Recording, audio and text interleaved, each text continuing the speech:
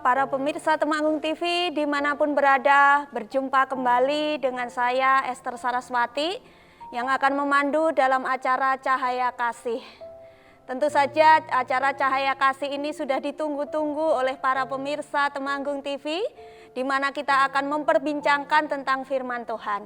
Dan hari ini saya tidak sendirian, ada narasumber yang luar biasa yang telah hadir di tengah-tengah kita, yaitu Bapak Pendeta Yosua Theophilus Kumanau MTH. Selamat siang Bapak. Selamat siang. Bagaimana kabarnya Pak? Puji Tuhan. Puji Tuhan, kabar baik. Berjumpa kembali dengan saya dalam acara Cahaya Kasih. Amin. Terima kasih banyak untuk kehadirannya. Dan tentu saja para pemirsa Temanggung TV, hari ini kita akan membahas satu tema yang sangat menarik dan sangat relate ini di dalam kehidupan kita, yaitu mengenai konflik dalam keluarga. Namun sebelumnya kita akan berdoa terlebih dahulu agar acara Cahaya Kasih ini dapat dinikmati oleh para pemirsa Temanggung TV dimanapun berada dan juga dapat memberikan kekuatan, pemahaman yang baru di dalam firman Tuhan. Mari para pemirsa Temanggung TV kita akan berdoa. Bapa yang baik, sungguh kami bersyukur pada saat ini kami boleh kembali memperbincangkan firman Tuhan bersama dengan Bapak Pendeta Yosua Theophilus Kumanau. Biarlah perbincangan kami pada saat ini boleh menjadi berkat bagi setiap pemirsa Temanggung TV dimanapun berada. Berkati kami agar apa yang disampaikan sesuai dengan kehendak Tuhan. Di dalam nama Tuhan Yesus Kristus kami berdoa, haleluya, amin.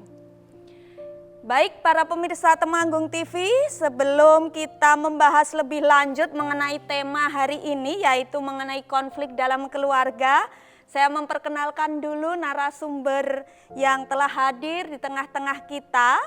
Beliau Bapak Pendeta Yosua Theophilus Kumanau MTH. Beliau gembala atau pendeta di GBI Nazaret Kranggan Temanggung. Betul ya Bapak? Betul. Sudah cukup lama. Berapa tahun Pak? 2016 saya menggembalakan jemaat Tuhan tempat ini. Wah, sudah cukup lama di GBI Nazaret Kranggan ini. Dan hari ini kita akan langsung saja membahas tentang konflik dalam keluarga. Dan beliau ini adalah pakarnya, karena S2-nya pastoral counseling, begitu ya Bapak? Betul? Ya, pastoral counseling, jadi pas kalau membahas konflik dalam keluarga. Nah, para pemirsa Temanggung TV, berbicara mengenai keluarga tentu saja ya Bapak Pendeta, itu tidak hanya mengenai hubungan orang tua ataupun anak yang disebut keluarga. Tentu saja keluarga itu bisa jadi keluarga itu tadi keluarga kecil tetapi juga keluarga besar. Betul. Nah, karena di dalam keluarga kecil saja seringkali terjadi konflik, kemudian apalagi di dalam keluarga besar. Ya. Mungkin Bapak Pendeta bisa menjelaskan mengapa kemudian ini terjadi konflik dan yang dimaksud ini keluarga kecil apa keluarga besar. Begitu. Terima kasih Bu Esther, pemirsa Temanggung TV yang saya banggakan dan saya kasihi di dalam Tuhan Yesus. Bicara soal konflik dalam keluarga, ini menjadi sesuatu yang sangat lumrah dalam kehidupan keluarga. Karena memang dalam keluarga itu seringkali terjadi perbedaan pendapat, perbedaan pandangan. Jadi kalau kita boleh coba simpulkan, konflik dalam keluarga itu bicara soal bagaimana antara harapan dan kenyataan yang tidak sejalan. Kadang suami mengharapkan ini, hasilnya berbeda. Demikian pula istri mengharapkan sesuatu, hasilnya berbeda. Ya, orang tua mengharapkan kepada anak begini, tetapi kenyataannya berbeda. Konflik itu bisa saja terjadi. Dan saya percaya semua keluarga pasti pernah mengalami konflik. Ya. Dan kalau kita bicara soal konflik tadi seperti yang Bu Esther sampaikan, itu tidak hanya bicara konflik antara suami dan istri, walaupun ini yang paling populer. Tetapi konflik itu juga bisa bicara tentang bagaimana relasi antara orang tua dan anak yang terganggu. Bisa juga antara orang tua dengan menantu, ya, mertua dengan menantu, itu bisa terjadi konflik. Nah, kalau kita lihat di dalam Alkitab, Alkitab juga mencatat bahwa ternyata pernah ada konflik-konflik yang dicatat di dalam Alkitab. Sebagaimana contoh misalnya konflik suami istri terjadi ketika Adam dan Hawa mereka jatuh dalam dosa. Terjadi konflik di situ. Ayub dengan istrinya terjadi konflik juga di sana. Ketika Ayub mengalami bermacam-macam penderitaan, kemudian istrinya berkata, "Sudahlah, hujatlah Tuhanmu, matilah engkau." Nah, itu konflik. Kemudian kalau kita melihat konflik misalnya antara orang tua dan anak, kita melihat maaf, bagaimana Nuh itu berkonflik dengan salah satu anaknya yang bernama Ham. Karena peristiwa bagaimana Nuh pada waktu itu karena terlalu banyak minum anggur sehingga mabuk. Ya, dan akhirnya singkat cerita Nuh itu mengkutuk Ham dan keturunannya. Konflik bisa terjadi misalnya antara Daud dengan anaknya Absalom. Konflik terjadi. Mertua menantu misalnya Saul dan Daud. Ini kisah yang sangat familiar di telinga kita. Kita bisa melihat juga konflik antar saudara. Yusuf bagaimana dia berkonflik dengan 11 orang saudaranya. Ya, Kain dan Habel itu contoh juga, saudara. Bahkan dalam dunia pelayanan sekalipun ada juga konflik yang terjadi. Misalnya contoh Alkitab mencatat bagaimana Paulus dan Barnabas berkonflik ya soal Markus sehingga mereka terpaksa berpisah dalam pelayanan. Ini menunjukkan kepada kita bahwa yang namanya konflik dalam rumah tangga itu rentan dialami oleh semua manusia. Kenapa, saudara? Karena kita makhluk sosial. Kita makhluk sosial, kita makhluk yang berinteraksi. Dan dalam proses interaksi itu tidak hanya sebuah hubungan yang baik saja yang terjadi. Kadangkala konflik pun juga bisa terjadi. Jadi kalau pertanyaan tadi, apa sih yang membuat kita berkonflik? Tentu masalahnya banyak. Tetapi tema utama dari konflik itu adalah karena tidak ada lagi atau kenyataan itu tidak sesuai dengan harapan. Nah, itulah yang menyebabkan konflik. Ya, jadi setiap keluarga itu pasti mengalami konflik ya, Betul, Pak.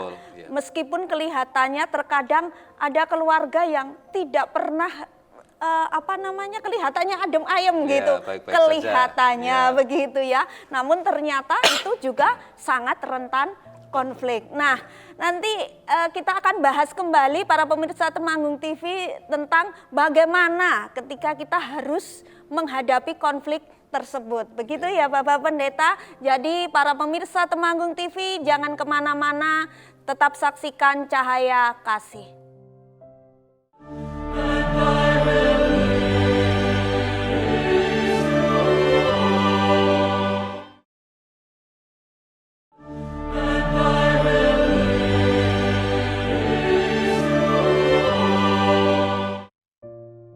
Masih bersama dengan saya dalam acara Cahaya Kasih dalam tema konflik dalam keluarga dan bersama dengan Bapak Pendeta Yosua Theophilus Kumanao MTH. Tadi sudah kita bahas mengenai mengapa konflik dalam keluarga itu pasti terjadi begitu ya, meskipun dalam keluarga yang kelihatannya adem ayem begitu, namun dalam relasi begitu itu pasti terjadi konflik. Karena apa? Karena harapan itu tidak sesuai begitu ya dengan kenyataannya. Seringkali yang terjadi seperti itu. Nah, para pemirsa Temanggung TV, bagaimana kita sebagai umat Kristen menghadapi setiap konflik yang terjadi di dalam keluarga kita? Tentu saja sesuai dengan firman Tuhan. Itu seperti apa untuk mengatasi konflik yang ada? Ya. Monggo, Pak. Terima kasih Bu Esther. Pemirsa Temanggung TV yang diberkati oleh Tuhan, menyelesaikan konflik banyak sekali caranya. Kalau kita mau menyelesaikan secara dunia psikologi bisa, ya bahkan kalau saudara mau browsing di internet pun juga banyak. Tetapi tentu kita sebagai anak-anak Tuhan, ketika kita menyelesaikan konflik, dasar penyelesaiannya atau rujukan untuk penyelesaian tentu kita ambil dari Alkitab firman Tuhan. Dalam Matius pasal 11 ayat yang ke-28, di sana Tuhan berkata, "Marilah kepadaku semua yang letih lesu dan berbeban berat, aku akan memberikan kelegaan kepadamu." Di situ Tuhan berjanji kepada kita bahwa siapapun yang datang kepada Tuhan, dengan membawa bermacam-macam pergumulannya, Tuhan akan memberikan kelegaan. Nah, berbicara tentang penyelesaian konflik, saya membagi dalam dua hal, saudara. Yang pertama, hal-hal yang harus dihindari ketika kita ada konflik di dalam keluarga. Dan yang kedua, hal-hal yang harus dilakukan ketika kita menghadapi konflik. Nah, kita masuk ke hal yang pertama. Apa saja sih yang harus dihindari dalam sebuah konflik dalam rumah tangga, dalam keluarga? Nah, yang pertama, saudara, apapun konfliknya, jangan ada perpecahan dalam keluarga kita. Ini menjadi sebuah prinsip. Karena apa? Karena Tuhan berkata bahwa di dalam Maleakhi 2 ayat yang ke-16 dan kemudian dalam Markus 10 ayat 9, di sana Tuhan katakan karena apa yang telah disatukan Tuhan tidak boleh diceraikan oleh manusia. Ini bicara konflik yang seringkali terjadi dalam hubungan suami dan istri. Jadi yang pertama, saudara, Tuhan membenci perceraian. Makanya dalam kekristenan tidak mengajarkan tentang perceraian. Suami dan istri harus bersama-sama sampai maut memisahkan. Walaupun di dalamnya ada konflik. Tetapi tanamkan dalam hati kita bahwa apapun konfliknya, jangan pernah ada kata bercerai. Bisa diselesaikan, apalagi kita punya Tuhan yang baik, yang pasti akan menolong kehidupan kita. Jadi hal yang pertama, apapun konfliknya, jangan ada perpecahan di antara keluarga kita. Yang kedua, apapun konfliknya, jangan sampai menghasilkan dosa. Konflik bukan suatu dosa, saudara, karena manusia itu punya pandangan masing-masing. Suami dan istri punya pandangan masing-masing, orang tua dan anak punya pandangan masing-masing, dan itu tidak dosa karena Tuhan menciptakan kita dengan keunikan kita masing-masing. Konflik menjadi sebuah dosa tatkala konflik itu berakhir dengan hal-hal yang tidak kita inginkan. Contoh, KDRT dalam rumah tangga, awalnya bermula dari konflik. Tetapi karena masing-masing tidak mampu menahan diri, akhirnya terjadi kekerasan dalam rumah tangga. Mungkin coba kita perhalus lagi. Kita mungkin konflik dengan pasangan kita. Tetapi dari situ muncul bibit-bibit rasa tidak suka. Sampai akhirnya itu dibiarkan terus-menerus dan pada akhirnya menjadi sebuah kepahitan. Nah, kepahitan itulah yang akhirnya menjadi sebuah dosa. Sementara konflik sendiri bukan sebuah dosa, tetapi bagaimana kita menyelesaikan konflik itulah yang bisa menghasilkan peluang berbuat dosa. Oleh karena itu jangan beri kesempatan untuk iblis ikut andil dalam konflik kita. Ya, jangan biarkan konflik itu berkembang menjadi atau menghasilkan dosa.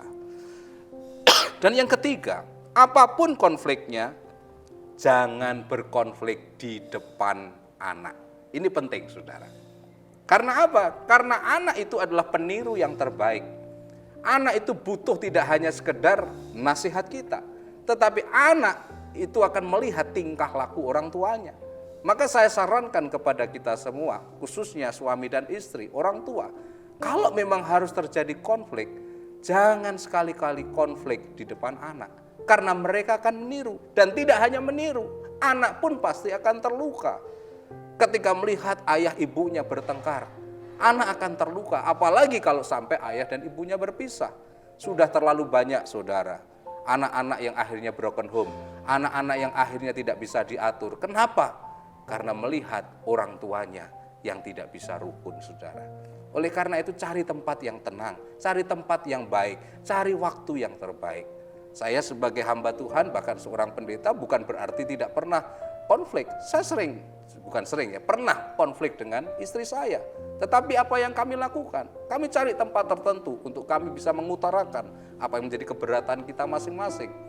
Sehingga ketika anak melihat kami pergi dari rumah dalam keadaan damai, pulang pun juga mereka melihat dalam keadaan damai. Mereka hanya melihat papa mamanya rukun. Dan itulah yang kami ingin tanamkan dalam diri anak-anak. Bahwa ketika berkonflik jangan sekali-kali ada di depan anak-anak kita. Ya. Dan yang keempat, apapun konfliknya, dalam Efesus pasal 4 ayat 26, jangan matahari terbenam sebelum padam amarahmu. Artinya apa? Apapun konfliknya, jangan lama-lama. Ya. Jangan lama-lama, jangan biarkan konflik ini terjadi sampai berhari-hari apalagi berbulan-bulan. Sungguh bukan sebuah kehendak Tuhan tentunya, ya. Jadi Bapak Ibu yang dikasihi Tuhan, ada 4 hal yang harus kita hindari ketika kita sedang berkonflik. Yang pertama, apapun konfliknya, jangan ada perpecahan dalam keluarga. Apalagi perceraian. Apalagi perceraian. Yang kedua, apapun konfliknya, jangan sampai menghasilkan dosa. Dan yang ketiga, apapun konfliknya, jangan sekali-kali berkonflik di depan anak kita. Dan yang keempat, apapun konfliknya, jangan lama-lama. Cukup 1 hari saja paling lama.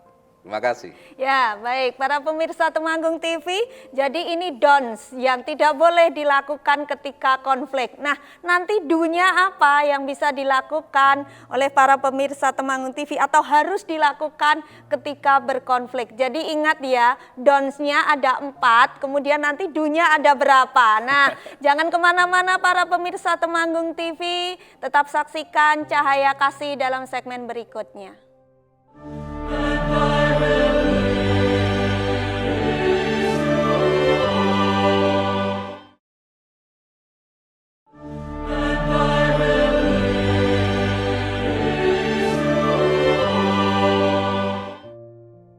Baik para pemirsa Temanggung TV, masih bersama dengan Bapak Pendeta Yosua Theophilus Kumanao. Kita membahas dalam satu tema konflik dalam keluarga.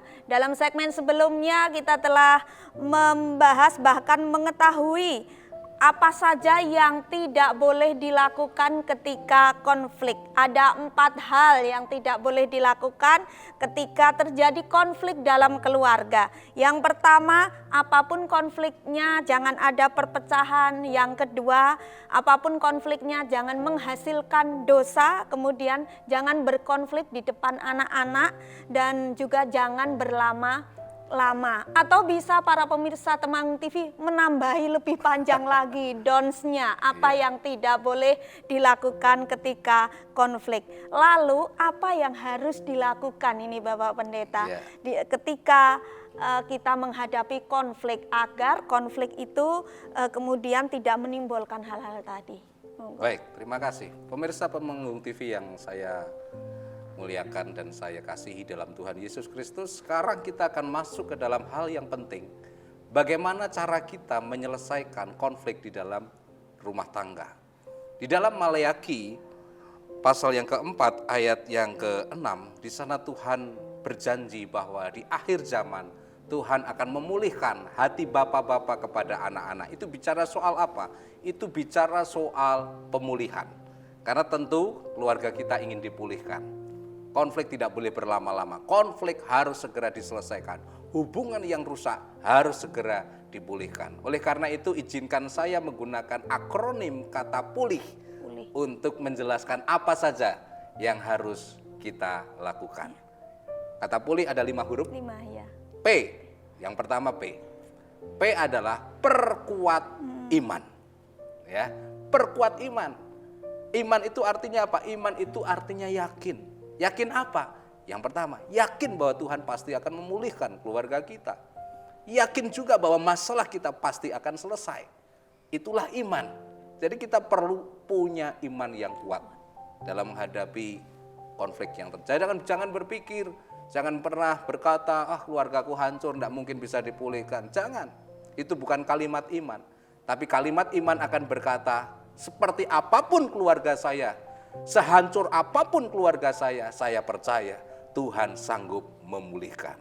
Perkuat iman, itu yang P. Kemudian yang kedua apa Bu? U ternyata adalah usaha. Kebahagiaan rumah tangga itu tidak datang dengan sendirinya. Harus ada usaha. Usaha masing-masing anggota keluarga untuk mengupayakan bagaimana keluarga itu bisa bahagia. Bagaimana konflik bisa teratasi. Jadi perlu usaha yang keras. Ada banyak orang yang hanya mengandalkan Tuhan dalam tanda kutip. Minta Tuhan memulihkan, tetapi tidak pernah ada usaha yang real yang bisa dilakukan. Ya, jadi harus berusaha. Saya punya prinsip bersama dengan istri, kami selalu berkata keluargaku harus bahagia. Ya, Saya tidak bisa membayangkan menghabiskan waktu bersama dengan istri kalau hanya dalam keterpaksaan. Saya banyak ketemu anak-anak Tuhan yang hanya bertahan hubungan antara suami dan istri, orang tua dan anak, sekedar bertahan saja, tidak ada kebahagiaan di situ. Saya tidak mau seperti itu.